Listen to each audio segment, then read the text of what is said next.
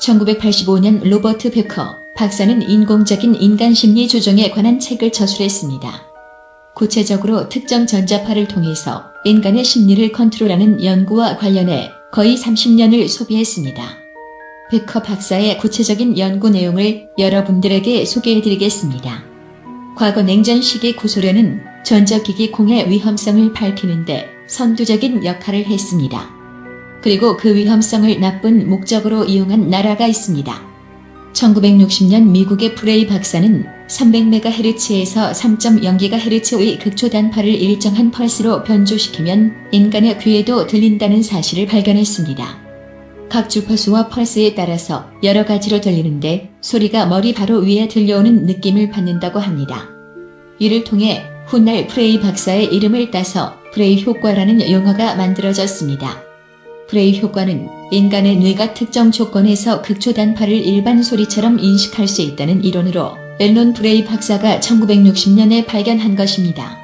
극초단파가 안전기준보다 160배가량 강할 경우에는 음파망상을 유발할 수 있다고 밝혔습니다. 이러한 음파망상은 소음뿐만 아니라 메시지의 형태로도 나타날 수가 있다고 합니다. 이 가설을 토대로 소련은 마인드 컨트롤 무기 개발에 착수했습니다. 미 공군도 극초단파를 이용해서 특정 단어와 메시지를 인간의 뇌에 주입시키는 기술을 개발해왔습니다. 이외에도 중공과 유럽국가 상당수도 이러한 무기를 개발할 역량을 갖추고 있습니다. 군대에서 레이더 운용 과정에서 특정 소리가 들린다고 말했다가 정신 나간 사람 취급을 당했던 레이더 기술자와 마찬가지로 앨런 프레이 박사의 경우에도 이 문제를 학계에 발표했다가 웃음거리가 되었습니다. 나중에 연구에서 극초단파가 귀 바로 위나 약간 바로 앞에 관자놀이 근처에서 감지된다는 것이 연구를 통해 밝혀졌습니다.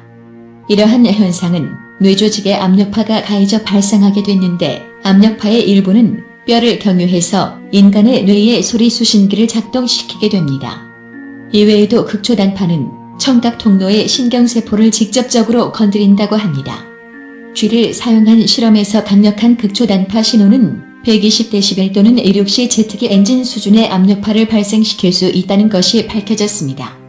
인공적인 심리 조정 즉 마인드 컨트롤 피해자들은 대부분 겪고 있는 것이 정신과에서 소위 말하는 환청이나 소음입니다. 상식적으로 고막을 울리지 않고도 극초단파로 소리를 보내는 기술은 과거 니콜라 테슬라에 의해서 발견되었습니다. 그것은 이 분야에 조금이라도 관심 있는 사람들의 경우라면 모두 알고 있는 사실이고 이제는 우리 인간을 대상으로 이러한 실험이 실제로 자행되고 있는 것입니다. 로버트 베커 박사의 경우에는 평범한 대화는 물론 여성의 비명 또는 특정 파장으로 인해 자지러졌던 적이 있었다고 합니다. 특정 극초단파의 경우에는 이처럼 분명히 사람들에게 심한 통증을 발생시키고 모든 형태의 통신을 차단하는 것이 가능합니다. 이 부분과 관련해서는 1973년 미 육군 월터 리드 연구소의 조셉 샤프 박사에 의해 증명이 됐습니다.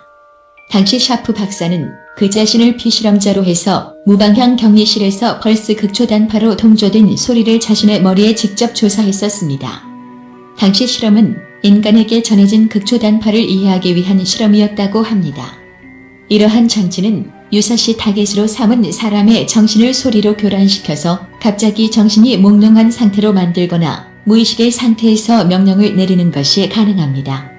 이외에도 인체 내 장기나 조직에 비슷한 압력파를 발생시켜서 다양한 형태의 신진대사 장애를 일으키는 것이 가능합니다. 미국의 해군 항송연구소 산하의 모 연구팀은 이미 근육 조직에서 그러한 효과를 관찰했었고 인간의 여러 조직에서 사용 가능한 극초단파를 실험했었습니다. 참고로 프레이 박사는 다양한 펄스로 변조된 극초단파를 이용해서 개구리 심장의 박동을 빠르게 또는 느리게 또는 정지할 수도 있다는 사실을 알아내기도 했습니다. 살아있는 개구리에서도 비슷한 효과가 관찰됐었습니다. 이것은 인간의 심장을 공격할 수 있는 장치를 개발하는 것이 기술적으로 가능하다는 것을 밝혀낸 것이었습니다. 여기까지가 로버트 베커 박사의 연구 결과입니다.